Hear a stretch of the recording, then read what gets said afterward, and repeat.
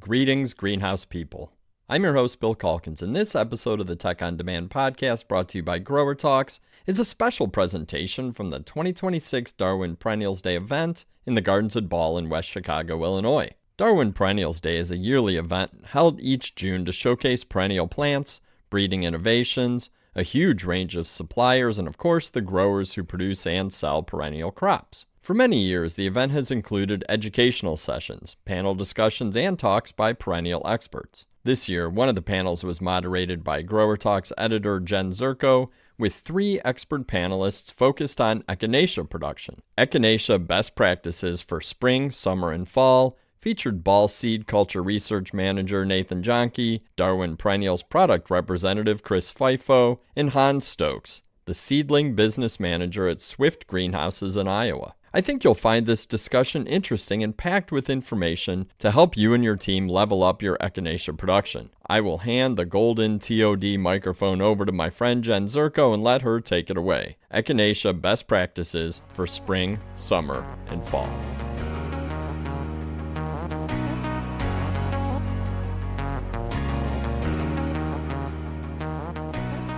For those of you who don't know me, I'm Jen Zurko. I'm editor of GrowerTalks magazine. And I am the moderator for this delightful panel today in this very rainy weather on Darwin Day. And today our panel is Echinacea Best Practices for Spring, Summer, and Fall. Obviously, Echinacea is becoming quite popular, especially among consumers. I visited 4 garden centers in over 2 days during Mother's Day weekend, and the Echinacea was flying off the racks, especially. We know there's a couple perennial growers here today, and their stuff was very popular. Echinacea was being asked for by name. And I know that Darwin has spent a lot of resources and time on breeding Echinacea, so that's what we're going to be focusing on today. So our esteemed panelists, from my right to left, is Dr. Nathan Jahnke. He is the Culture Research Manager for Ball Horticultural Company. In the middle, we have Chris Fifo, Product Representative for Darwin Perennials.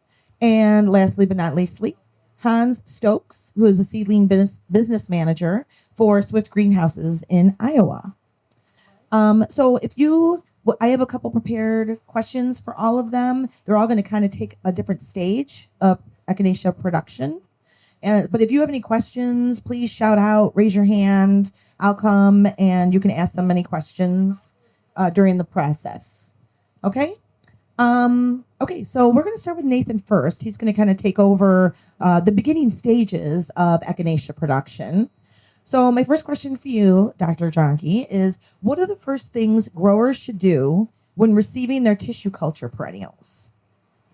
So we've actually done quite a bit of research on tissue culture, especially Echinacea, because it's one of the main crops for Darwin Perennials. And tissue culture is sort of that newer product form, right? We're very familiar with seed, we're very familiar with cuttings, but TC is like this thing that comes in a plastic box with jello on the bottom of it. And it's like, how is plants growing in these, right? So it's a very different plant right away. And that's primarily because the plant has a lot of humidity in there. And so what we need to do is build a cuticle on the leaf surface so it resists water coming out of the leaf, and build roots and get that photosystem going for the plant, because we basically babied it in a jar for a while, right? But once it get past that point, it's basically like any other plant. So tissue culture is really simple once you get past the acclimation point. But a few key things to look at for tissue culture when you get it into your greenhouse. First off, just like you would for your cuttings, is looking for any decay or breakdown or fungal or bacterial growth within the container. Because if you start out with that, you could see losses later on after sticking that product, right? Contamination is what we call that inside the flask.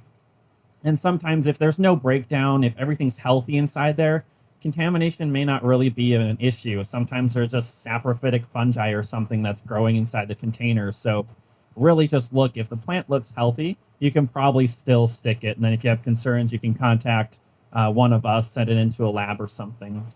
Another thing to look at for tissue culture is a healthy, young, and robust area of the crown where the roots are coming out. If you have a really woody tissue or a lot of callus on the bottom of that TC plantlet, it's probably a little bit on the old side, or they've used too many hormones to get the roots going. And those plants are going to struggle to get roots out of that callus, because roots come from the vascular system, the xylem of the plant. And that callus is really just there to break apart the tissue so roots can penetrate out. So if there's too much of that, you're going to really struggle rooting those after taking them out of the TC flask. So what about liners? What are the general steps so if you grow from liners instead of tissue culture, what are the general steps when they arrive at your greenhouse? Very similar process, and Hans and Chris, feel free to step in here at any time. But looking for a breakdown, right? If you have diseased plants coming in, you're going to want to ask the supplier about that. But also, you may be getting some dormant material, right? So understanding that this product may be still regrowing after a little bit, and you got to give it some time, give it those warm temperatures to make sure the crown is healthy and green after a little while is two differences compared to buying non-dormant or dormant liners. And then preparing your substrate properly for transplant, right? We all like to get ahead of ourselves and plan and prepare for transplanting, but if you fill those pots too early, it's going to dry out. And if you're using a peat-based substrate, which most of us are, right, it produces a lot of oils, and it can become hydrophobic or resisting water. So if you fill your pots too early and they dry out, and then you transplant and try and water in, it's not going to water, and it's not going to wet up properly, and you'll get dry pockets throughout the container, and then you're not going to get good root growth afterwards. One thing that we try to do when TC comes into the greenhouse is we inspect the packages, make sure the boxes aren't turned over, make sure the media is not covering the echinaceas. Also check temperature. Was it 100 degrees in the box? How is that going to affect the TC as it roots out? And then as we mist our crops, we'll tent them. As we take them from 100% humidity down to 80% humidity, we want to gradually bring those down so that when the roots come out, they're reaching for that moisture and not just going from 100% humidity all the way to 40% humidity and dying. So that's a big thing I watch for as we get TC in and from the labs. Yeah, it's just like a cutting, right? You don't want your cuttings to wilt and fall over, but your TC is going to be very prone to wilting right away. But it's the same mindset of backing off on that misting or the VPD. If you're using that in your greenhouse, back that off slowly so the plant can build up resilience to the drier climate. But one thing you need to keep in mind is TC is not for everybody. It's more of a high-tech type of propagation method. It is the newest way, and really the technology is kind of in its infancy still. We're still learning a lot about supply chain, about how to properly produce the best quality TC so customers can have the best success. And so it's not going to be for everybody. If you're already propagating your own unrooted cuttings, this might be something to look at for the future. But when it comes to the acclimation stage, like Nathan said, it's understanding where these are coming from. They're coming from a laboratory. And so they've never seen the light of day. They've never seen air before. And so from the moment you open those vessels, you have to be very aware of the surrounding environment. Any blast of low humidity air, any direct sunlight can very quickly suck the life out of those little plantlets and really, decrease your chances of success. And so it's going to be more of a specialized type of propagation. Majority of you are probably going to go with more of a liner stage where Swift or other liner suppliers are going to supply those liners to the market. But then Nathan said on the finish side, you're going to have basically two types of liners you can get in. You can get actively growing, or you can get the dormant liners. And when it comes to this, you need to understand what your expectations are, where your supplier is and what kind of product that they do supply.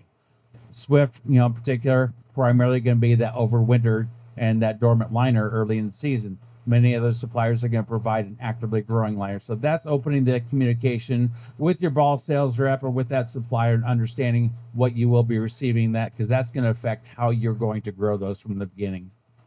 So I guess the question is, how many grow active echinaceas versus dormant? Echinacea active, raise your hand. Okay, anybody dormant or cold treated or vernalized? Yep, you do both. Okay, awesome. Okay, so now this question, now we're going to Hans. So now the TC and liners have come to your greenhouse as a grower. What is the best way to force your perennials to meet sales windows? Right. Forcing perennials, I like to pick on Nora a little bit. I'm not going to ask you to speak or anything, but Nora, if you know her, ask her for her cookie recipe. I think of growing echinaceas like baking cookies. She's got a secret ingredient in her cookies, and I won't spill the beans, but growing these, you get them in a box, they ship to you, they're dormant, they've been frozen, cold treated. How do I bake these echinaceas to perform to the best of their ability? I would follow a recipe. I would follow a track record of how do we do it at Swift Greenhouses to have reliable success every year.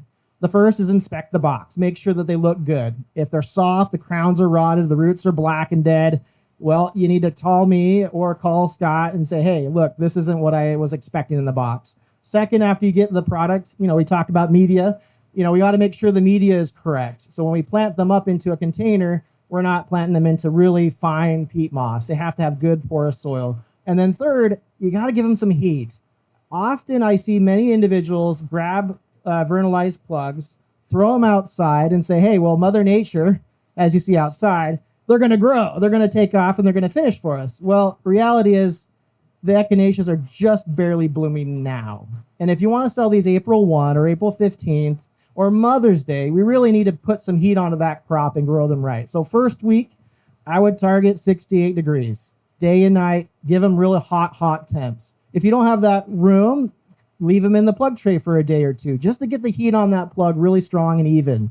And then after you grow it, you can eventually, as it leafs out and starts to flush, you can bring the temperature down. But I think that first week is very critical. That second week is very critical to keep it 65 and above. Again, my recommendation, 68 plus. I see more success with that. But as you go down to like 50 or 60, you're going to have some issues that first and second week. So you really need it hot. So, yeah, cold and wet is not a good combination. When you're trying to make a plant grow, it's going to be a given you're going to have issues. And now if you are planting those early in spring, like you said, especially starting with that dormant plug, you want to make sure, we call it forcing perennials for a reason, because we want to force them and make them know it's time to wake up. And that's where those warm temperatures to come into play. And that's not just air temperature.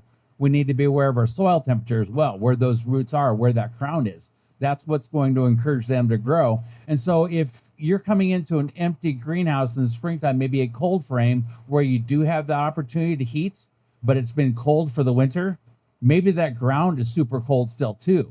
And if we're putting our pots directly on the ground, that ground is going to suck the heat out of that pot as well.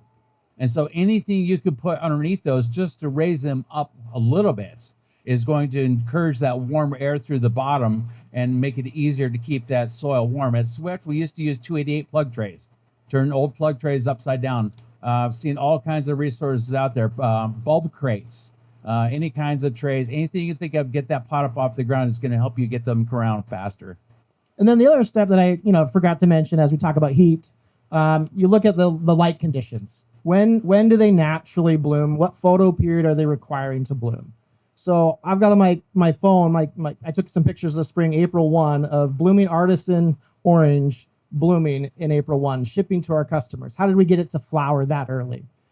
You need long day lighting. You need day extension or night interruption to get these things out of that dormancy with the temperature to get that cookie just to bake just right. Because again, we can crank it up to 500 degrees and get a nice cookie in 2 minutes, but in reality, that slow baking process with a night interruption or long day lighting will make that complete and full. I can attest that Nora's cookies are delicious. Maybe she'll bake you some if you're nice to her and ask nicely. Okay, so we talked about temperature and lighting. Is there anything, other considerations that growers need to think about when they're getting their TC or plugs or liners? I would just watch for disease. I think disease is very common and then again, the variability of a high tunnel, for example. If you're going to go from 70 degrees in the day and down to 40 degrees at night, you're going to have issues with disease and bacteria and botrytis in the crown. So protect that growing point. You really need to watch those. Broad spectrum fungicides work great on these guys. There's not one chemical class that I would recommend over another, but be aware of that conditions. Okay. If anyone has their hand up, you guys tell me. I'm trying to sit down so people Yeah, can if see. you have questions, feel Yeah. free to ask. Yeah. We moved this to a smaller tent instead of lunch tent this year, just so we could have better interaction. So Jen's got the microphone to pass on. We meant this to be interactive and a small group here, so everybody here is growing Echinacea and would love to have Echinacea in flower for Mother's Day, right? Jen said she was out at the garden centers and seeing Echinacea flying off the shelves. Well, you're going to fly at a certain rate if you're only green. You're going to fly a lot faster if you have the color on them. And forcing Echinacea for Mother's Day is very easy to do. A few years ago when COVID was here, we all remember that. Darwin Perennials, we couldn't have our Darwin Perennials Day. We had Darwin Perennials University throughout the summer. And we have all these videos archived still, and there was a couple great videos on there on forcing Echinacea for Mother's Day, both sombreros and the seed Echinacea. And so you can Google that and find that on YouTube, and you'll find the exact recipes for starting roughly week 5 with the plugs, transplant, give them the warm temperatures, as Hans said. For 5 weeks, you give them that long day lighting, which there's nothing special about long day lighting. It's just a light bulb. It's not fancy HID lights, LED lights, anything like that. It's not big grow lights. It could be as simple as a table lamp and turning it on from 10 p.m. until 2 a.m. There are several different types of lights available out there now. They've got Philips flowering lamps is probably some of the best for forcing flowers these days. But you transplant a plug for 5 to 6 weeks. You give it night interruption lighting. By that time, that plant is going to set flower. It's going to have bud set, and at that time, you can turn that lighting off. Once they've started to flower, they're going to continue to go, so you don't need to run lights anymore. And by running that then, for the next 5 weeks, you're going to have Echinacea flowering for Mother's Day. Again, maintaining those temperatures like Hans said. Well, and you may be wondering, like, how does that fit within the rest of your production, right? But there are a lot of crops, especially annuals, all of our petunias and calibrachoa that are facultative long day plants too. And so that long day lighting will actually improve and hasten their flowering as well. Yeah, I always suggest like a begonia house. You know, if you have a hot begonia house where you're growing seed begonias that you need that heat to fill out that basket for Mother's Day, start them in there, get them started, get them going. And again, you know, a little bit of time in the plug tray from ours or others. I mean, most are getting them in a bigger bulked mature plug. They're not typically small 288 seedlings that I grow active, but again, you know, that heat will help them root out and leaf out really well. Oh, wait, hold on. I'm coming. Wait, who has a question? Okay, hold on. Okay. What about fertilization? I think the first, the first week I don't fertilize. I want to get that heat on that crop. Again, the root ball is going to stay put. But after they root out and start going into the media, I'm checking, right? I'll start with just a basic calcium CalMag feed, the 15-215, 100 parts, 150 parts, somewhere in there. But as it gets to week 3, week 4, it's fully rooted to the bottom of your container, gallon or 6-inch. Then I'm going to jump it up to a 17-217, a little bit more ammonia, get those leaves to expand and broaden out. You know, the more light, the more ammonia you can use. But obviously, like today, don't put that high ammonia feed on it because you're going to burn the roots and that fertilizer will sit. So Echinacea in general are very heavy feeders. Not necessary to begin with. You want to have a good starter charge or something for them to get going and get those roots into the media to begin with. Are you using liquid feed or controlled release fertilizers? Both? Okay. She said both. And so I do like the concept of controlled release fertilizers, especially for something like Echinacea that are the heavy feeders.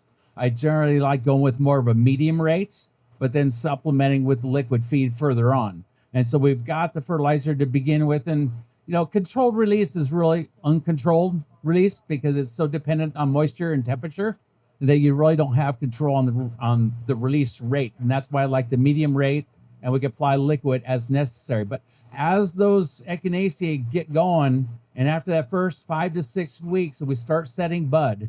And like, especially with the sombreros and with the seed Echinacea, like powwows and artisans, once they start developing that flower, they're going to start drawing more nutrients from the foliage. And that's when we need to be very aware and inspecting our crop and looking for signs of deficiencies. My first indication is always the lower leaves. Are we getting any purpling on the lower leaves? Are we seeing any reddening or something like that? that is our indication that we are running lean on the nutrients, and primarily we need more phosphorus.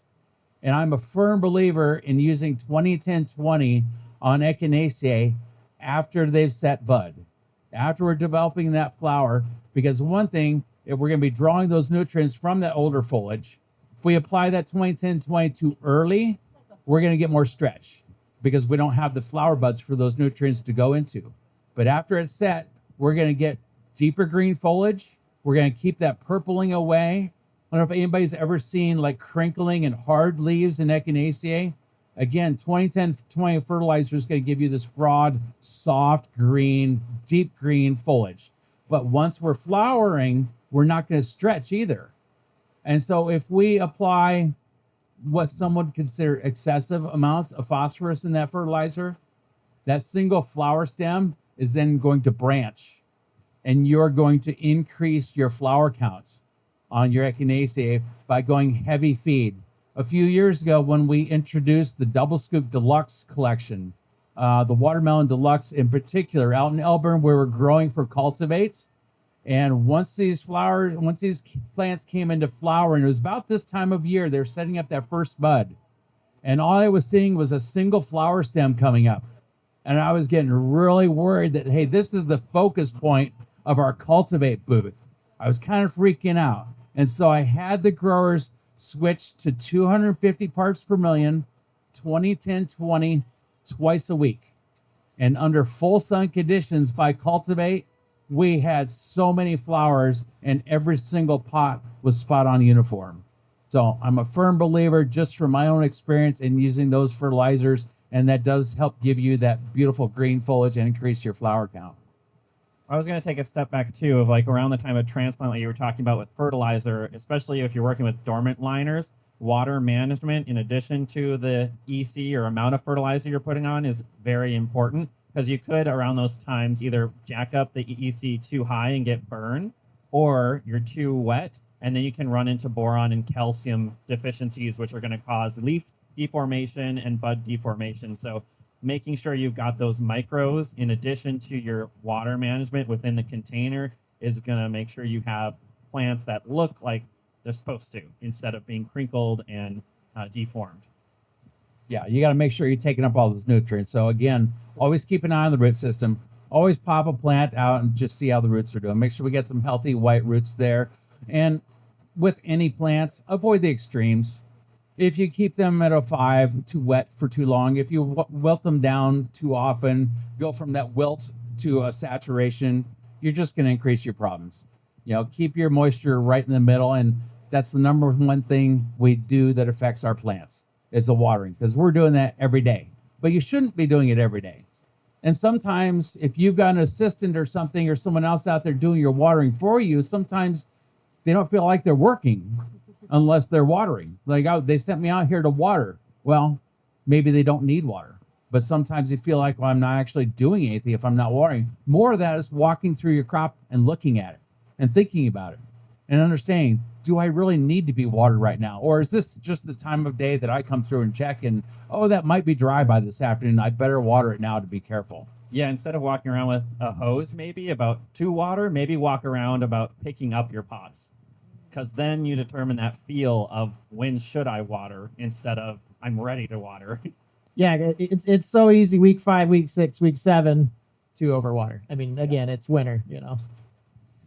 Okay, so temperature is good, lighting's good, fertilizer's perfect. So Chris, what happens now as you're finishing your crop? What else do you need to do before it ships out?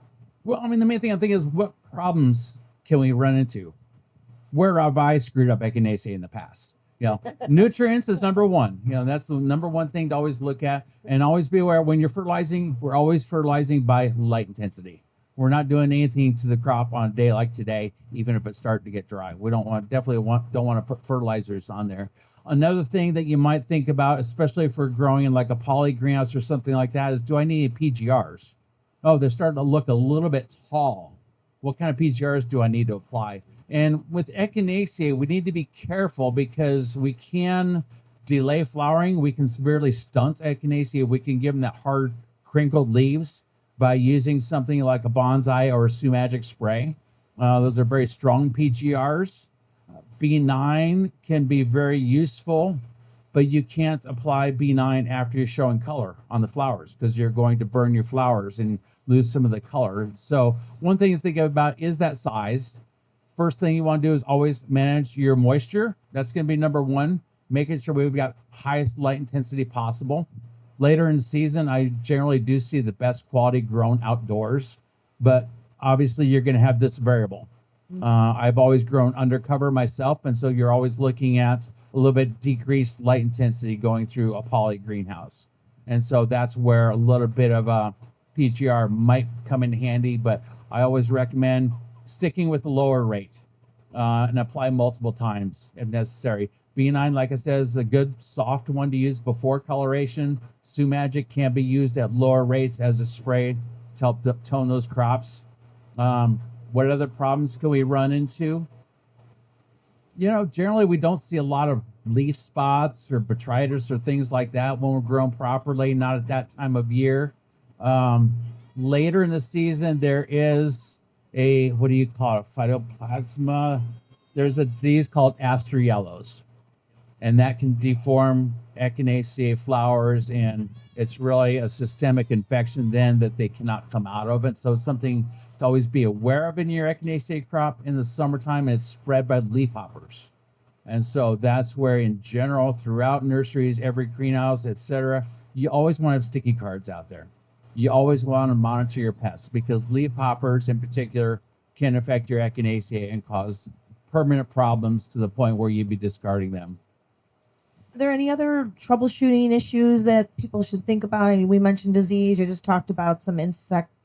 Anything else that they should be thinking about? Yeah, one thing I see sometimes, not often, when you're forcing that Echinacea, if you get a bloomer early, take it out. Again, it's coming out of dormancy. Let's say there's a bud that was stuck there somehow in the fall production.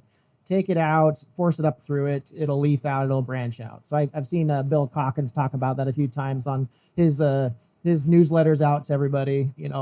Again, when you're giving it that long days and that heat, sometimes you'll see an early bud week, 2 weeks into crop cycle, pull that bud off and just pitch it out.